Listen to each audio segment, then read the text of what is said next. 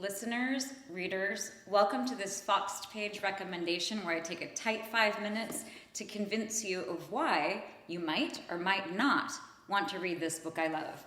Today we're going to talk about Madame Bovary. So we're going to be honest, I'm always honest with you guys, and we're just going to say up front that Madame Bovary is one of those books that we read because we want to feel smart. And I am 100% with the idea of reading things because they make you feel smart, because guess what? They in fact do make you smart. So reading Madame Bovary, you can carry this around with you and you can have it like peeking out of your tote bag and whatnot. But also, this is a book that you might really, really love.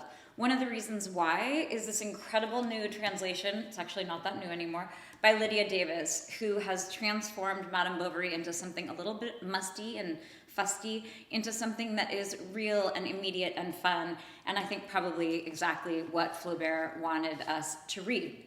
So the book was published in 1857. It was banned when it first came out. There was a huge court trial, which in my mind is always a reason to read it. With Madame Bovary, Gustave Flaubert really did change the literature in 1857. It was the beginning of what was called realism, which simply means that we went from, the essays of the Enlightenment and some epistolary novels like Dangerous Liaison, we moved into Jane Austen, which honestly was a real move in the right direction in my opinion.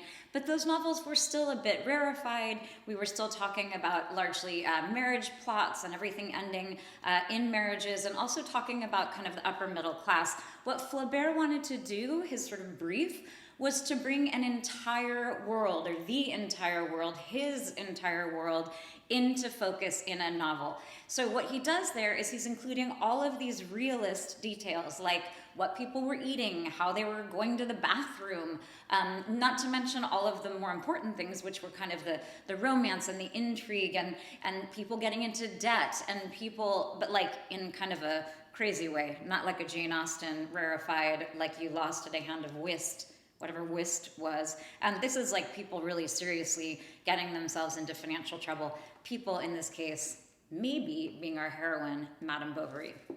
In the beginning of the book, they talk about her as being the first desperate housewife.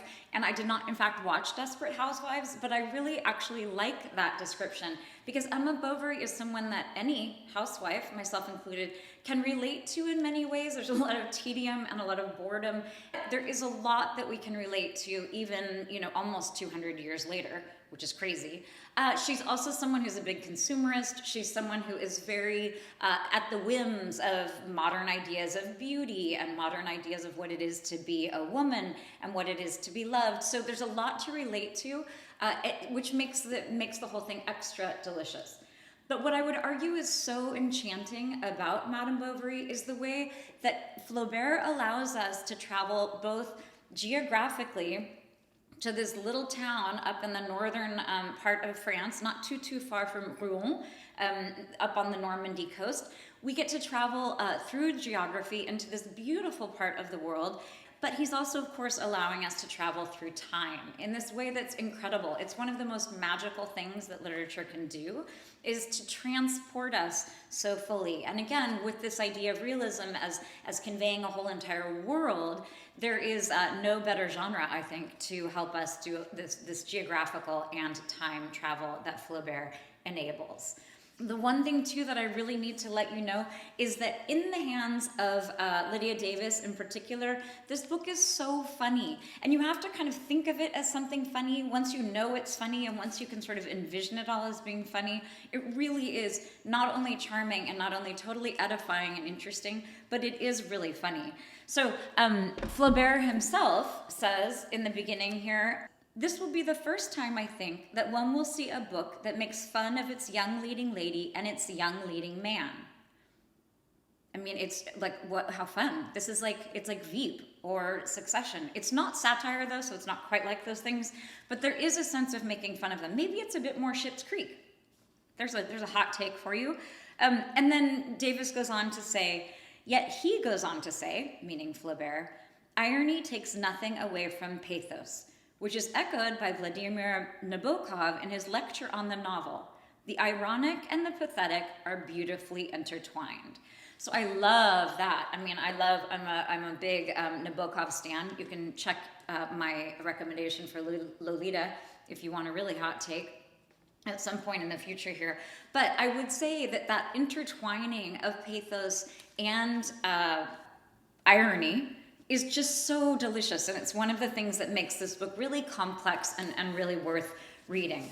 As always, I'm going to read you the first line of the text, because often I find that I can, let me put it this way. If I don't love the first line, or if I'm not intrigued or sort of sucked in by the first line, I will, it's going to be a little tough sledding. It's going to be a little hard for me to get into the book. But often I will find that if I love the first sentence, even the first phrase, I can really find myself getting behind this prose. This is not, in fact, my favorite first line of a novel, but it's also not bad. I mean, I'm just going to say it. This first line of Madame Bovary, not too shab, but this one's fine. It's fine. Here we are, and I'm not going to parse this for you because you're going to have to listen to the actual lecture. I'm just going to lay out this first line for you. We were in study hall when the headmaster entered, followed by a new boy dressed in regular clothes and a school servant carrying a large desk. Those who were sleeping woke up, and everyone rose as though taken by surprise while at work. So that is the very first line of the novel. It's good. I mean, I'm just gonna put my stamp on it. But then I'm gonna give you something. This is a sentence that I really love. It's early on, no spoilers, obviously. If you don't find this at least somewhat charming, that might be a signal that perhaps this book is not for you. Okay, page 20. She sat down and took up her work again, a white cotton stocking to which she was making repairs. She sewed with her forehead lowered. She did not speak, nor did Charles.